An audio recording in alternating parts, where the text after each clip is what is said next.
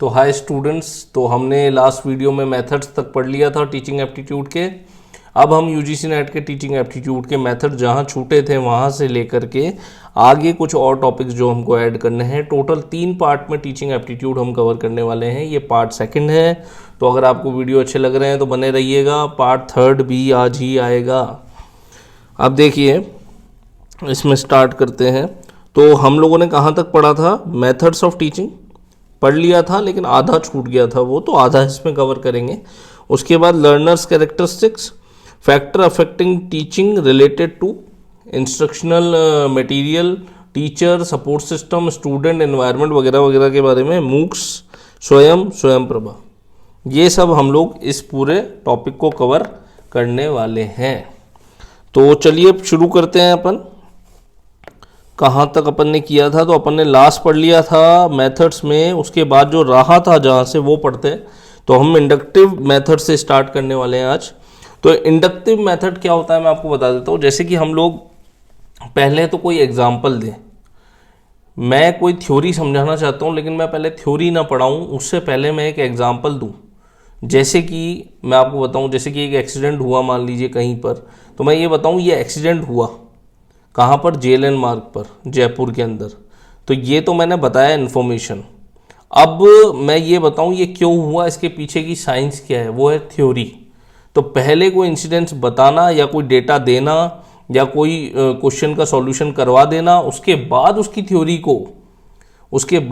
Theory को समझाना, वो होता है इंडक्टिव मेथड। तो इसको पढ़ते हैं। देखो, पर्टिकुलर टू जनरल इसमें आता है। पर्टिकुलर टू जनरल ये कैसे जाता है? पहले पर्टिकुलर होता है, फिर जनरल जाता है। पहले एग्जाम्पल दिया जाता है, फिर थ्योरी समझाई जाती है। फिर observing various example of a particular pattern, finding similarities and then deducing conclusion to move toward generalise theory. सबसे पहले एग्जाम्पल देंगे, उसके बाद थ्योरी समझाएंगे, फिर उसको डिड्यूस करके उसका कंक्लूजन निकाल करके बताएंगे कि भैया ये कंक्लूजन एंड में निकला है इस थ्योरी से। चलिए आगे बढ़ते हैं। ठीक है, सही है, आगे बढ़ते हैं। चलिए, तो आगे हमें पढ़ना है, देखिए, डिडक्टिव मेथड। तो डिडक्टिव मेथड क्या है? इसका जस्ट अपोजिट हो जाएगा। इंडक्टिव में क्या था? पर्टिकुलर टू जनरल, इसमें क्या हो जाएगा? General to particular. तो ये जनरल टू पर्टिकुलर चलता है। इसमें first the theorem and the rule explained. सबसे पहले थ्योरम पढ़ाई जाती है, उसके बाद then it is checked and verified by example और केस स्टडीज। तब फिर इसको क्या किया जाता है? वेरीफाई किया जाता है और चेक किया जाता है with examples and case studies. Case studies के माध्यम से इसको समझाया जाता है। पहले थ्योरी समझाई जाएगी, पहले थ्योरी पढ़ाई जाएगी, और उसके बाद क्या किया जाएगा? एग्जाम्पल दिया जाएगा। आपके हिसाब से क्या बेटर है? मेरे हिसाब से तो inductive method of teaching is much more better than deductive methods of teaching. क्यों? ऐसा क्यों? इसका कारण है, जैसे आप हार्वर्ड में भी देखेंगे, हार्वर्ड बिजनेस स्कूल में, बड़े जो MBA के स्कूल हैं, वहाँ पर पहले वो लोग कहते हैं स्टूडेंट को कि आपको एक टॉपिक दिया जा रहा है, वो टॉपिक के बारे में आप पढ़ के आइए। वो पढ़ के आते हैं, फिर उनसे पूछते हैं कि ये पर्टिकुलर कंपनी क्यों सक्सेसफुल हुई, तो वो बताते हैं कि इस कारण से हुई, इस कारण से हुई, इस वजह से हुई। वो अपनी अपनी वजह बताते हैं। तो वो जो अपनी वजह बताते हैं, और टीचर उनकी बातों को सुनता रहता है और नोट करता रहता है कि हाँ इसने ये बोला, इसने ये बोला, इसने ये बोला, ऐसे करके सुनता है। तो ये तो वो पर्टिकुलरली अपना एग्जाम्पल दे करके बता रहे हैं, और उसके बाद क्या होता है? फिर वो थ्योरी बताता है कि ये करना चाहिए और ये नहीं करना चाहिए। ये जो आपने बताया ना, ये गलत बताया। ये जो कंपनी कर रही है, जिसकी वजह से आपको लग रहा है ये ग्रो कर रही है, लेकिन ग्रो नहीं करेगी, आगे जा करके इसको ये नुकसान होने वाला है। तो वो पूरा इस तरह से निकालते। तो inductive method of teaching is much more better than deducting method of teaching. अब चलिए आगे बढ़ते हैं। आगे है play way method. Play way method क्या है? Given bye हैनीकॉक। हैनीकॉक ने दिया था। आजकल नाम भी पूछने लग गए कि ये मेथड किसने दिया, तो ये पता होना चाहिए। प्ले वे मेथड होता है खेल खेल में सीखना, यूजफुल इन प्राइमरी क्लासेस। क्या है ये? खेल खेल में जब हम सीखते हैं, बच्चों को कोई गेम खिलाया, उसके जैसे ये एप्पल कैच करो, एप्पल कैच कराया तो उसने कहा ये क्या है? A for Apple. Ball catch कराई, B फॉर क्या है? बॉल है। तो ऐसे करके उसको याद करा दिया खेल खेल में। आगे आता है रोट लर्निंग। रोट लर्निंग आप लोगों को पता होगा रोट लर्निंग क्या होती है। रोट लर्निंग होती है रट्टा लगाना। इन रोट लर्निंग, ये थोड़ा सा स्पेलिंग मिस्टेक हो गया यहाँ पे, In rote learning, teacher says a line or information, and student repeat that line again and again so that they can remember it. It is called rote learning. रट्टा लगाना, ठीक है। रोट लर्निंग क्या है? रट्टा लगाना, बार बार उसको बोलते रहो बोलते रहो बोलते रहो बोलते रहो तो वो याद हो जाता है, ऐसा माना जाता है। चलिए आगे बढ़ते हैं। आगे है टेक्स्ट बुक मेथड। तो टेक्स्ट बुक मेथड क्या है देख लीजिए। Children are active and attentive रहते हैं यहाँ पर। ये टेक्स्ट बुक मेथड कुछ नहीं है, जैसे आपने देखा होगा हमारे स्कूल में इंग्लिश की क्लास होती थी तो टीचर आता था, टीचर बोलता था आप खड़े हो जाइए, आप पढ़ना चालू कीजिए। फिर वो किताब लेता था, जो टीचर चैप्टर बोलेगा वो पढ़ता जाएगा, फिर दूसरे को बोलेगा आगे से तुम पढ़ो, फिर तीसरे को बोलेगा आगे से तुम पढ़ो। इससे क्या होता है? बच्चे का डेवलपमेंट होता है, प्रोनाउंसिएशन का, वोकेबलरी का एंड रीडिंग स्किल्स का।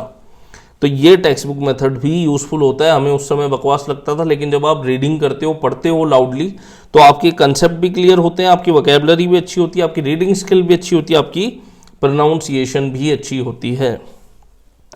आगे देखिए टीम टीचिंग मेथड करेंगे। टीम टीचिंग मेथड क्या है? 2 या 2 से ज़्यादा टीचर, 2 और more teacher involve in planning, executing and evaluating the teaching and learning process for the growth of student.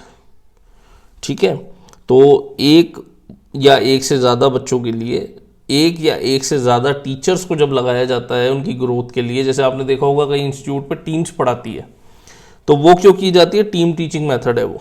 ठीक है, आगे चलिए, सिंपल है एकदम। आगे चलिए, असाइनमेंट स्ट्रेटजी मेथड। तो असाइनमेंट स्ट्रेटजी मेथड क्या होता है? Given by Leonard Douglas. Leonard Douglas ने दिया था। Curriculum into small assignment which the student have to finish in given time. ये क्या है? करिकुलम को स्मॉल असाइनमेंट में बांट देते। पूरा जो सिलेबस है आपका, पूरा जो आपका सिलेबस है उसको छोटे छोटे छोटे छोटे छोटे छोटे पार्ट्स में बांट दो और इनको एज अ असाइनमेंट दे दो बच्चों को। वैसे मैं आपको बता दूं, करिकुलम में और सिलेबस में डिफरेंस है, जो कि हम आगे पढ़ेंगे। दोनों में डिफरेंस होता है, लेकिन अभी के लिए सिलेबस करिकुलम समवॉट आसपास मान सकते हो, लेकिन डिफरेंस है, बिल्कुल है। तो सिलेबस या करिकुलम जो अपन पकड़ के चल रहे हैं, इसको आप छोटे छोटे पोर्शन में बांटो, एक एक पोर्शन का असाइनमेंट बनाओ और बच्चों को देते चल जाओ। जैसे कि हम लोग करते थे, मैं यूनिवर्सिटी में पढ़ा था तब ऐसे ही करता था मैं। जैसे 5 यूनिट होती थी, first, second, third, fourth and fifth. 5 unit है तो 5 यूनिट में मैंने एक एक यूनिट पढ़ाई, और जैसे जैसे एक एक यूनिट हो गई, इसका एक असाइनमेंट बना के दे दिया, इसका एक असाइनमेंट दे दिया, इसका दे दिया, इसका दे दिया, इसका दे दिया। तो बच्चा वो करके आता था, उसको पूरा चैप्टर याद हो जाता था और पूरा उसको अच्छे से उसका लर्निंग हो जाता था। कुछ प्रॉब्लम होती थी तो वो पूछ सकता था। चलिए, असाइनमेंट स्ट्रेटजी मेथड हो गया। आगे बढ़ते हैं, डिस्कशन मेथड। अब ये डिस्कशन मेथड क्या है? तो डिस्कशन मेथड पे आते हैं। ठीक है, डिस्कशन मेथड प्रोपाउंडेड बाय ली ने प्रोपाउंड किया था, ली ने दिया था। A topic given by teacher and teacher inspire the student to discuss and debate on the topic। एक टॉपिक दे दिया, 10 बच्चों को बिठा दिया, उनको बोला आपस में आप डिस्कस करो और मैं सुनूंगा। ये डिस्कशन मेथड होता है। ये आपकी मोटर स्किल्स को डेवलप करने में बहुत ज़्यादा, या कोग्निटिव एबिलिटीज़ को डेवलप करने में बहुत ज़्यादा मदद करता है। आगे देखिए, role playing method. Role playing method क्या है? ड्रामेटाइजेशन ऑफ समथिंग, किसी चीज़ का ड्रामेटाइजेशन करना, उसे बोलते हैं रोल प्लेइंग मेथड। जैसे कि रामायण अगर मुझे किसी को सिखानी है तो रामायण का एक नाटक बना करके मैं उनको याद करवा सकता हूँ कि क्या क्या चीज़ें हुई थी। चलिए आगे बढ़ते हैं। अब हम जो टॉपिक लेने वाले हैं, मेथड्स यहाँ पे एंड हो गए, बहुत ही सिंपल थे, आपको समझ में आ गए होंगे। हमने बहुत ज़्यादा, आपने देखा होगा मेरे नोट्स में मैंने बहुत ज़्यादा डेटा नहीं लिया, लेकिन आपको क्रक्स बताया है। और वो ही यहाँ पे देखिए, यूजीसी नेट का एग्ज़ाम अगर आप लोग दे रहे हैं तो आप बहुत लंबा लंबा डेटा मत पढ़ो, आप पॉइंटर्स पढ़ो। कीवर्ड्स से आंसर निकलते हैं, ये याद रखिएगा बात। आप कीवर्ड्स अगर आपके क्लियर नहीं है ना, तो आपके आंसर नहीं निकलेंगे, आप नहीं कर पाओगे क्वेश्चन को सॉल्व। बच्चे किताबों की किताबें, ग्रंथ के ग्रंथ पढ़ते जा रहे हैं और फेल होकर के आ रहे हैं, और 4-4, 3-3, 4-4 बार फेल हो जाते हैं और बोलते सर हमारा तो हुआ ही नहीं, हमारा तो नेट ही नहीं हो रहा, जेआरएफ तो छोड़िए, हमारा नेट ही नहीं हो रहा। तो क्यों नहीं हो रहा? इसी वजह से तो नहीं हो रहा, आप तो ग्रंथ के ग्रंथ चेप रहे हो। जितने भी अच्छे टीचर्स हैं ना, यूट्यूब पे देख लीजिए, कहीं भी देख लीजिए, कोई भी पढ़ा रहा हो, या जिसने खुद ने एग्जाम क्लियर किया है मेरी तरह, वो आदमी कभी भी आपको ये नहीं बोलेगा कि आप बहुत ज़्यादा डिटेल नोट्स पढ़िए। आप 10 पन्ने पढ़ के आइए और मेरे नोट्स पढ़ के आइए, आपको नॉलेज मेरे नोट्स में ज़्यादा मिल जाएगी उस 10 पेज से, ये याद रखिएगा। ठीक है, आगे देखिए लर्नर्स कैरेक्टरिस्टिक्स। तो लर्नर की क्या क्या विशेषता है ये पूछी गई है अपने सिलेबस के अंदर। तो एडोलसेंट लर्नर क्या होते हैं? तो एडोलसेंट लर्नर होते हैं जिनकी एज बिटवीन 10 से 19 साल होती है और दे आर डिपेंडेंट और दे ऑन देयर पेरेंट्स, अपने पेरेंट्स पे डिपेंड होते हैं। They are studying in pedagogy. Pedagogy अभी अपन आगे पढ़ेंगे भी, शायद मैंने पहले पढ़ाया था लेकिन आगे बता दूंगा मैं कि पेडागोजी का मतलब होता है जब बच्चे को बताया जाता है कि उसको क्या सिलेबस, क्या करिकुलम और क्या करना है लाइफ में, पूरा का पूरा उसको बता दिया। जैसे कि वो फरहान पैदा हुआ था 3 इडियट मूवी में, उसके पिताजी ने बोल दिया था कि हमारा बेटा इंजीनियर बनेगा, तो वो कैसे बनेगा? पेडागोजी। पेडागोजी का कमाल है, पिताजी ने जो जोजी दे दी वही क्या है? पेडागोजी। अब देखो एज इसकी क्या रहेगी? 10 से 19 साल। छोटा टाबर है, ये रहा, देखिए पढ़ रहा है। तो ये क्या कर रही है? ये कर रही है पेडागोजी, पढ़ाई कर रही है। देखिए आ रहा है आपको समझ में? इसको जो बताया जा रहा है वही पढ़ रही है। अब एडोलसेंट लर्नर जो है उनके सोशल कैरेक्टरिस्टिक्स और इमोशनल कैरेक्टरिस्टिक्स कैसे होते हैं, इस पे क्वेश्चन आया था। ये डायरेक्ट क्वेश्चन से ही उठाया हुआ है। ये आप प्रीवियस ईयर क्वेश्चन देखेंगे, एग्जैक्ट लाइन मिलेगी जो मैंने लिखी है यहाँ पे। सोशल और इमोशनल क्या इसका अंतर है, यहाँ पे बच्चे फंसे थे। तो अब सोशल के अंदर क्या चीज़ें आती है एडोलसेंट की, क्या कैसे वो सोचता है, सोशल लेवल पे कैसे सोचता है और इमोशनल लेवल पे कैसे सोचता है, ये देखिए। सोशल लेवल पे उसको फीलिंग ऑफ ग्रुप या बिलोंगिंगनेस होती है कि ये मेरा ग्रुप है, ये मेरे दोस्तों का ग्रुप है। आप देखिए जैसे हम बड़े होते हैं ना, इतना ज़्यादा दोस्त ये परिवार मैटर नहीं करता। आप लोग अर्निंग और सेल्फ डेवलपमेंट और उन चीज़ों पे ज़्यादा जा रहे होते हो, लेकिन जब आप एडोलसेंट होते हो तब फीलिंग ऑफ ग्रुप बिलोंगिंगनेस ज़्यादा होती है। Emotion ties with the neighbour, neighbour के साथ आपके इमोशंस होते हैं कि ये मेरा पड़ोसी है, ये अच्छा आदमी है, बुरा आदमी है। मेकिंग फ्रेंड्स, फ्रेंड्स आप यहाँ पर ज़्यादा बनाते हैं। और इमोशनल के अंदर क्या होता है? Hero worship and sentiments. Hulk को देख करके खुश हो जाएंगे, मुझे बड़ा होके हल्क बनना है। आपने कहीं कुल्फ़ी खाई, आपको लगा बड़ा होके मैं कुल्फ़ी वाला बनूंगा, तो ये सब चीज़ें क्या हैं? ये hero worship and sentiment. Kulfi वाले को आपने हीरो बना दिया यार, बताओ क्या करते हो? ठीक है, चलिए आगे बढ़ते हैं। अब देखिए अडल्ट कौन होते हैं, कौन होते हैं अडल्ट। तो एज इज बिटवीन, एज इन लिख दिया, age is between 15 to 35 year. 15 to 35 year count की गई है, लेकिन यूनेस्को बोलता है 24 से 65 साल। और मेरे हिसाब से भी यही होनी चाहिए। 24 to 65 ईयर्स की जो एज है वो क्या है, मानी गई है अडल्ट के लिए। लेकिन कई केसेस में ऐसा देखे गया है कि 15 साल की उम्र में भी कई बच्चे बहुत अडल्ट की तरह बिहेव करते हैं, कहीं नहीं करते, कहीं तो 24 क्या, जो कोई 65 तक भी नहीं करता। ये देखिए अडल्ट हमारे बैठ करके रिसर्च कर रहे हैं, ये हमारे अडल्ट रिसर्च कर रहे हैं, पढ़ रहे हैं, खुश हो रहे हैं। तो आपको समझ में आया होगा अडल्ट क्या होता है। अब देखिए आगे बढ़ते हैं। According to Malcolm S Knowles, adult learner is, Malcolm ने क्या बताया, अडल्ट लर्नर कौन है? जो कि मैच्योर है, prefer to be self directed है, इंडिपेंडेंट है, एक्सपीरियंस है, गोल ओरिएंटेड है। जो मैच्योर हो, गोल ओरिएंटेड हो, सेल्फ डायरेक्टेड हो, इंडिपेंडेंट हो और एक्सपीरियंस हो, पैसा भी उसके पास होना चाहिए, देखो इंडिपेंडेंट तभी तो होगा। तो वो क्या है, मैस्कॉम की थ्योरी के अंदर अडल्ट माना गया है। आगे देखिए, आगे बढ़ते हैं अपन। अब कुछ चीज़ें academic, social, emotional and cognitive difference of adolescent and adult learner are as follows. academic, social, emotional और cognitive difference क्या है इन दोनों के बीच में? तो अगर academic achievement की बात करें, दोनों के academics कैसे होते हैं? तो endurance, spend more time in school, they are directed by parent, teacher and institutional factor। तो ये endurance नहीं है भाई, ये गलत हो गया है, ये है अडोलसेंट, अडोलसेंट लर्नर है ये। Spends more time in school, कहाँ बिताता है अपना ज़्यादातर समय बच्चा? स्कूल में। They are directed by parent, ये पेरेंट्स द्वारा डायरेक्टेड होते हैं। अडल्ट आर, अब देखो अडल्ट में क्या बताया, adult are more autonomous and self directed, goals इनके अंदर होते हैं, सेल नहीं है, सेल्फ डायरेक्टेड होते हैं, गोल ओरिएंटेड होते हैं, और practical self evaluation is there. Self evaluation, खुद का खुद इवैल्यूएशन करते हैं कि मैं यहाँ गलती कर रहा हूँ, यहाँ मैं सही कर रहा हूँ। आप लोगों को भी यही करना है, पढ़ते ही चले जाते हो, आप लोग खुद का इवैल्यूएशन नहीं करते कि क्या मैं सही कर रहा हूँ, क्या मैं एग्जाम के अकॉर्डिंगली पढ़ रहा हूँ। You should examine your strategies in within every 7 to 10 days। हर 7 से 8-10 दिन में आपको देखना चाहिए मैंने ये 7-10 दिन में जो पढ़ा है एग्जाम ओरिएंटेड पढ़ा है कि नहीं पढ़ा। मैं ऐसे ही तो नहीं पढ़ता जा रहा कुछ भी, ठीक है। चलिए आगे बढ़ते हैं।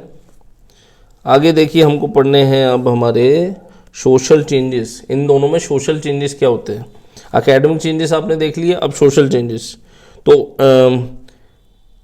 एंड्योरेंस में फील बैड, तो एंड्योरेंस नहीं है ये, हर जगह एंड्योरेंस हो गया है, ये एडोलसेंट है,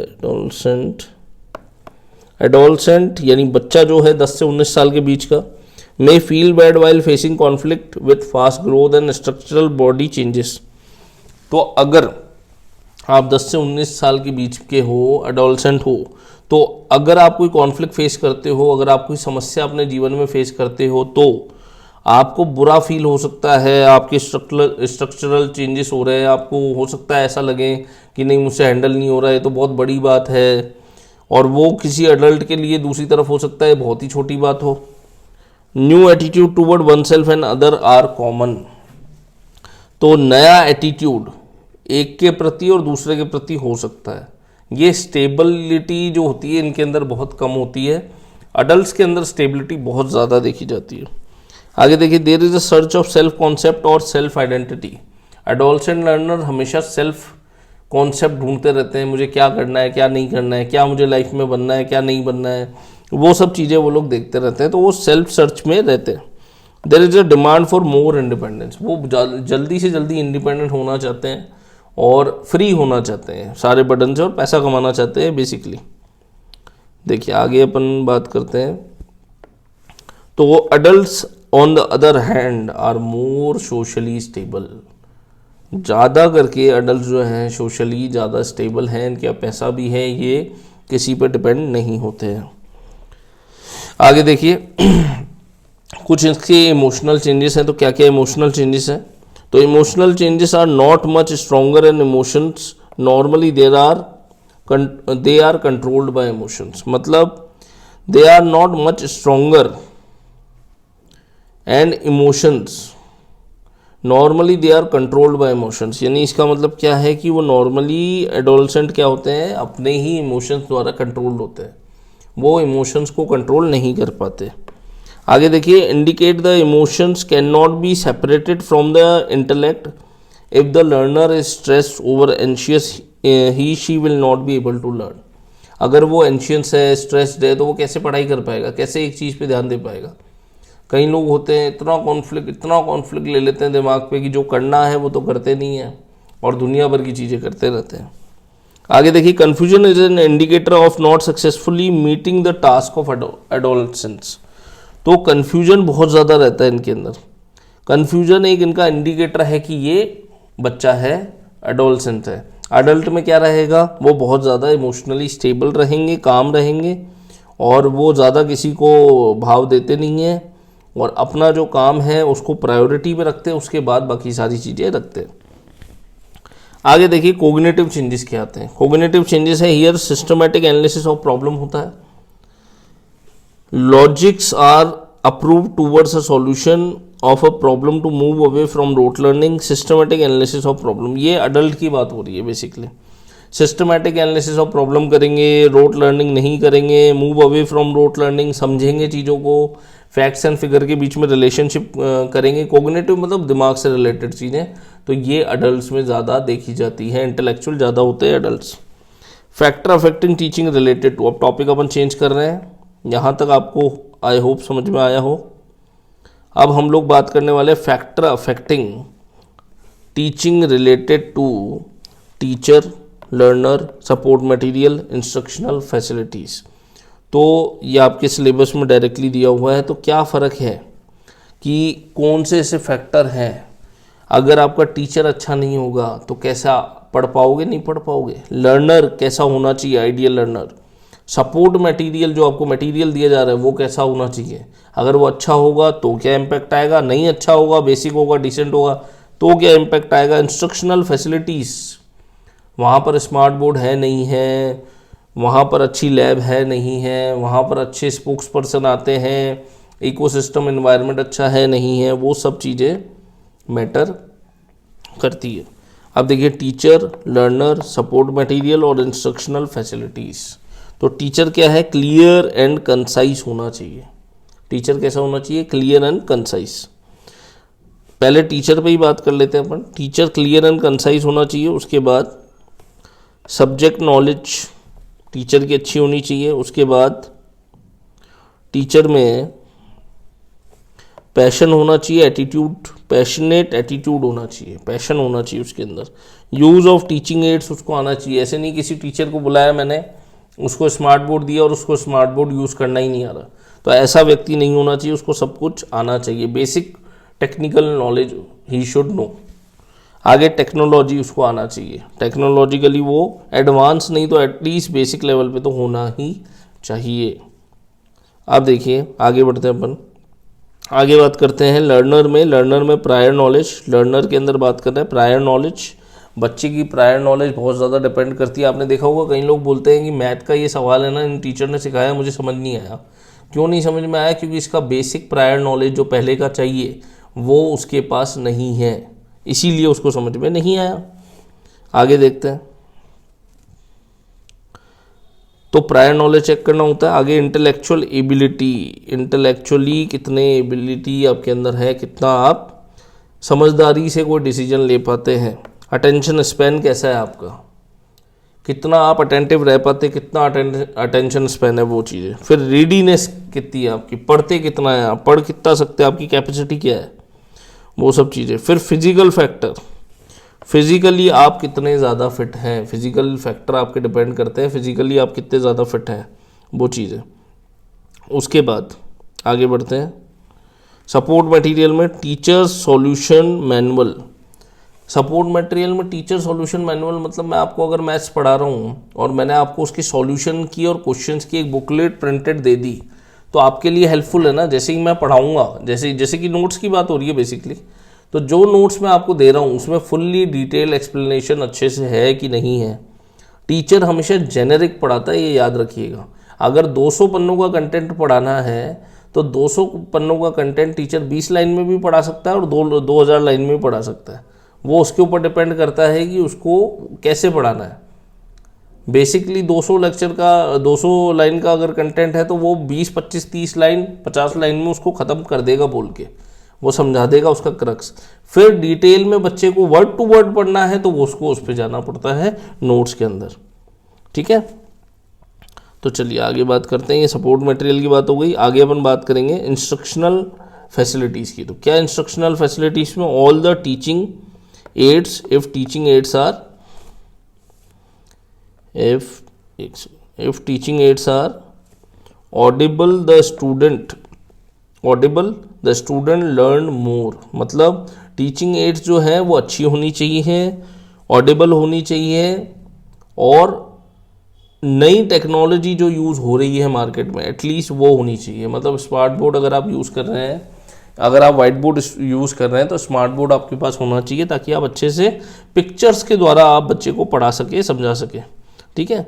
सपोर्ट मटेरियल में कुछ चीज़ें और रह गई थी। Teaching it is like slides, तो यानी स्लाइड्स से पढ़ाना, स्लाइड्स वगैरह, क्वेश्चन आंसर की question book, MCQ book, extra practice question वगैरह दे देना, ये सब चीज़ें सपोर्ट मटेरियल में आती है। इसके बाद देखिए offline teaching and online teaching. तो ऑफलाइन टीचिंग क्या है, ऑनलाइन टीचिंग क्या, आपको पता ही है लेकिन फिर भी पढ़ लेते हैं। ऑफलाइन क्या है, थोड़ी रिजिड होती है,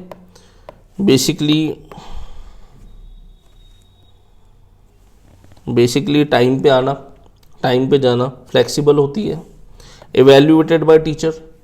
ऑनलाइन क्या है, इवेल्युएटेड बाय सेल्फ, यानी ऑनलाइन में कोई आपको पकड़ने तो आने वाला नहीं है कि आपने अच्छे मार्क्स क्यों नहीं लाए, ये सब चीज़ें। लेकिन टीचर जो है वो ऑफलाइन में आपको इवेल्युएट करता है सामने से। Student interaction with the technology is less. Student का जो इंटरेक्शन है टेक्नोलॉजी से वो क्या है, कम होता है यहाँ पे ऑफलाइन में। वो बस पढ़ता है बेसिक सा, कोई टेक्नोलॉजी मोबाइल ऐप ये वो नहीं चाहिए उसको, नेट वगैरह नहीं चाहिए उसको। आगे student interaction with the technology is more, online में ज़्यादा रहेगा टेक्नोलॉजी से इंटरेक्शन। आप ये वीडियो देख रहे हैं, मोबाइल चाहिए, यूट्यूब चाहिए, नेट चाहिए, सब चीज़ें आपको चाहिए, तब आप पढ़ पाओगे। ऑफलाइन टीचर सेंटर्ड और ऑनलाइन होता है स्टूडेंट सेंटर्ड। ठीक है, आगे पढ़ते हैं। टीचर, एक सेकंड,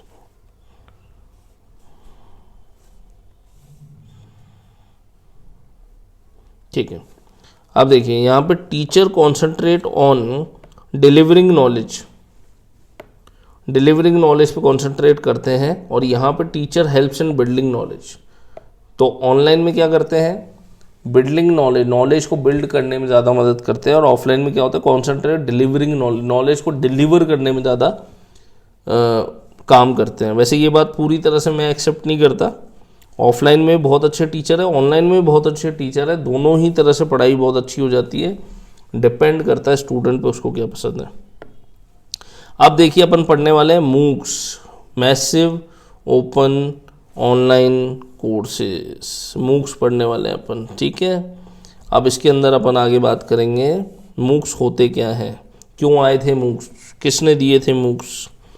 तो मैसिव ओपन ऑनलाइन कोर्स होते हैं, एम फॉर मास मतलब लार्ज इनरोलमेंट नंबर्स, ओ मतलब ओपन टू ऑल, ओ मतलब फुल्ली ऑनलाइन, सी मतलब स्ट्रक्चर्ड कोर्स कंटेंट।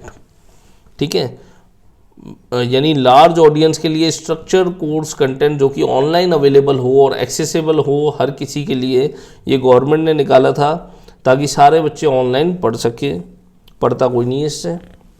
स्वयं के वैसे कोर्सेज मैं आपको बताऊं, यूनिवर्सिटीज़ में, कई यूनिवर्सिटीज़ में कंपलसरी हो गए हैं कुछ कोर्सेज स्वयं के करने ही होते हैं, नहीं तो अगर आपकी बैक आती है, आप डिबार हो जाते हो किसी सब्जेक्ट में, तो आप स्वयं से कोर्स करके उसको कंप्लीट कर सकते हो, यानी उसकी जगह जो आपको कोर्स यूनिवर्सिटी का करना चाहिए था उसकी जगह आप स्वयं के उतने ही क्रेडिट का कोर्स करके उसको कंप्लीट कर सकते हो। अब देखो, गिवन बाय डेव कॉमियर इन 2008 में डेव कॉमियर ने दिया था ये concept. It is non formal in nature, ये नॉन फॉर्मल है नेचर में। मूक बिकम पॉपुलर बाय 2012, 2012 में मूक्स क्या हुए थे, पॉपुलर हो गए थे। Before MOOCs we have OER, open educational resource like Wikipedia. OER का फुल फॉर्म भी एक बार नेट में पूछा गया था, OER क्या है, ओपन एजुकेशनल रिसोर्स इसका फुल फॉर्म होता है। इसका एग्जाम्पल अगर पूछे तो क्या है, विकीपीडिया। ठीक है, आगे बढ़ते हैं। देखिए, तो स्वयं पे आगे बात करते हैं। अब ये तो था मूक्स अपन ने पढ़ लिए थे, massive open online course government ने निकाले। कब निकाले, मूक्स कब पॉपुलर हुए, 2012 में। 2008 में क्या हुआ, 2008 में डेव कॉमियर ने कॉन्सेप्ट दिया, और इसी को अडेप्ट करके गवर्नमेंट ने क्या निकाला, स्वयं। गवर्नमेंट ने कहा हम स्वयं पढ़ाएंगे आपको। क्या पढ़ाएंगे, study web of active young and aspiring mind. स्वयं का फुल फॉर्म क्या है, study web of active young and aspiring minds.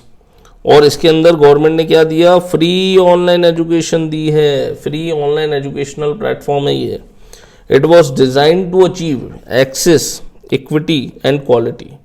Access, equity and quality, ये तीन जो काम है, तीन जो पिलर हैं, ये क्या है, स्वयं के पिलर हैं कि हम एक्सेस देंगे सभी को, सब पढ़ सके, इक्वालिटी हो और क्वालिटी ऑफ एजुकेशन सबको मिले। क्योंकि इस स्वयं के अंदर मैं आपको बात बताऊं, मेजरली आजकल तो सब लोगों को, सारी यूनिवर्सिटीज़ जो हैं वो इसमें कोर्सेज डालने लग गई है, लेकिन मैं आपको बताऊं स्वयं के अंदर IIT IIMs के प्रोफेसर्स के बड़े बड़े कोर्सेज इसमें रहते हैं, जो कि आप वैसे भी नॉलेज लेने के लिए भी कर सकते हैं, बहुत ही अच्छे रहते हैं। 4 से 6 क्रेडिट के कोर्स रहते हैं, बहुत अच्छे रहते हैं, आप पढ़ सकते हैं उनको। और अगर आप यूनिवर्सिटी स्टूडेंट हैं तो आप उसमें ऐड करवा करके अपनी ऑनर्स डिग्री भी ले सकते हैं। इट वॉज लॉन्च्ड, अब देखिए आगे बढ़ते हैं।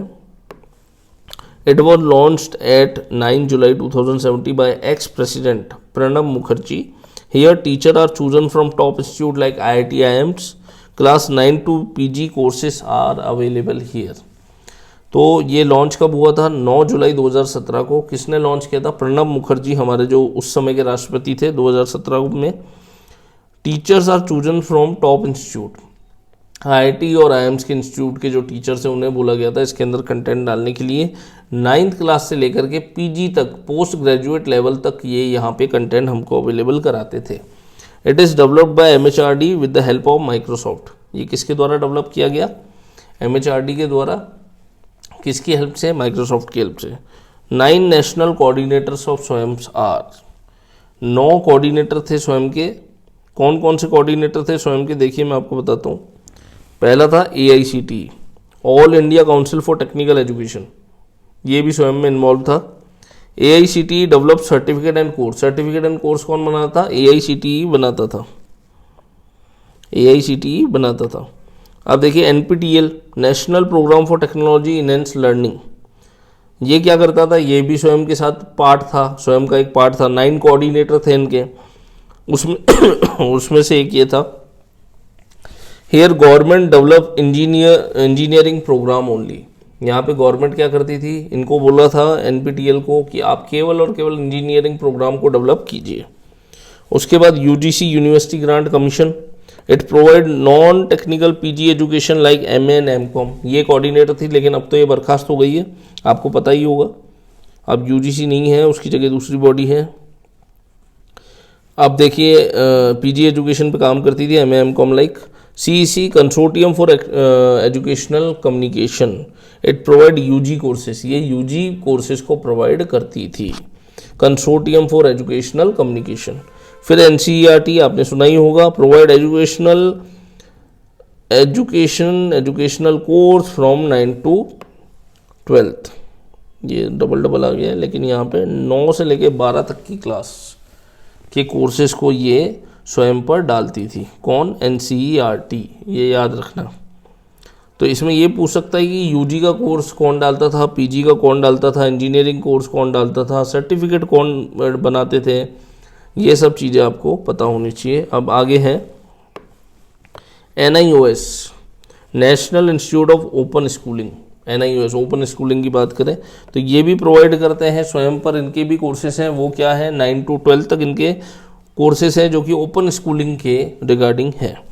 आगे आता है, देखिए आगे हम लोग बात करने वाले हैं IIMB की, Indian institute of management Bangalore. It provide management courses on स्वयं. इंडियन इंस्टीट्यूट ऑफ मैनेजमेंट कहाँ का है? ये बेंगलोर का. IIMB, Indian institute of management, B मतलब Bangalore. It provide management courses. Management courses डालता है कहाँ पर? ये स्वयं पे. आगे NITTR, national institute of technical teacher training and development. ठीक है, national institute of technical teacher training and development, training of research. आगे है प्रोवाइड ट्रेनिंग टू टीचर्स. ये क्या करता है? टीचर्स को ट्रेनिंग देने का काम करता है स्वयं पे. आगे है IGNOU, Indira Gandhi national open university, आपको पता ही होगा. Provide courses to the student who are out of school. ये भी आउट ऑफ स्कूल जो हो जाते हैं बच्चे, उनको ओपन स्कूलिंग के लिए कोर्सेज अवेलेबल कराती है. आप ऑनलाइन जाके पढ़ सकते हो और डिग्री ले सकते हो, जो कि बिल्कुल वैलिड है. It is like an open board. ये ओपन बोर्ड की तरह होती है. आगे देखिए स्वयं प्रभा. स्वयं प्रभा क्या है? स्वयं अलग है, स्वयं प्रभा अलग है. स्वयं प्रभा एक ग्रुप है 32 DTH चैनल्स का. Means direct to home. DTH मतलब डायरेक्ट टू होम, आपके घर पे ब्रॉडकास्ट करेगी, आपके टीवी पे ये चैनल आते हैं. और it is telecast by GSAT-15 satellite. Your teacher teach only 4 hours. Teachers यहाँ पे कितने पढ़ाते हैं? मान लीजिए 4 टीचर है. 1 2 3 4 टीचर टोटल. ठीक है, इसने 1 घंटे का लेक्चर बनाया, इसने 1 घंटे का बनाया, इसने 1 घंटे का बनाया, इसने 1 घंटे का बनाया. एक दिन में कितने घंटे होते हैं? 24 घंटे होते हैं. 24 में से 4 घंटे का कंटेंट बना. इस 4 घंटे को ये लोग क्या करेंगे ना, 4 घंटे को कंटेंट को 4 घंटे तो ये हो गए, प्लस 20 घंटे तक और दिखाते रहेंगे, यानी 4 घंटे ये और 5 बार और दिखाते रहेंगे इसको। तो ये टोटल कितना हो जाएगा, 24 घंटे हो जाएगा कंप्लीट। ऐसे करके 24 घंटे ये ब्रॉडकास्ट करते रहते हैं। तो 4 घंटे टीचर्स ने वीडियो रिकॉर्ड किया और 4 घंटे को ही 24 घंटे तक रिपीट टेलीकास्ट करके दिखाते रहेंगे। Your teacher teach only for 4 our and that 4 hours of recording is being broadcasted by satellite 5 more times in repeat, so it broadcast fully for 24 hours। ठीक है, आगे बढ़ते हैं। आगे अपन बात करते हैं, लास्ट 2 चीज़ें रह गई हैं, द इन्फ्लिबिनेट और बिसाग। इन्फ्लिबिनेट क्या है, information library network centre and maintain the web portal. तो इंफॉर्मेशन लाइब्रेरी नेटवर्क, इन्फ्लिबिनेट का फुल फॉर्म क्या है, इंफॉर्मेशन लाइब्रेरी नेटवर्क। क्या करता है, मेंटेन्स द वेब पोर्टल। आपका जितना भी स्टूडेंट डिटेल है, जितनी भी लाइब्रेरी है, जितनी भी किताबें हैं, वो सब इस पर स्टोर होती हैं। आगे एक चीज़ और है जो कि स्वयं एंड स्वयं प्रभा का ही कोऑर्डिनेटर है, वो है BISAG, Bhaskar institute of space application geo informatics. ये भी हेल्प करता है स्वयं को एंड स्वयं प्रभा को to serve better to the nation. तो आज के लिए इतना ही। अगर आपको ये वीडियो पसंद आया तो लाइक कीजिए, शेयर कीजिए, कमेंट कीजिए, अपने दोस्तों को भेजिए जो भी नेट का एग्ज़ाम दे रहे हैं। और अगर आपको अच्छा लगता है तो सब्सक्राइब करिए और देखते रहिए। चलिए मिलते हैं अब नेक्स्ट वीडियो में, आगे पढ़ते हैं।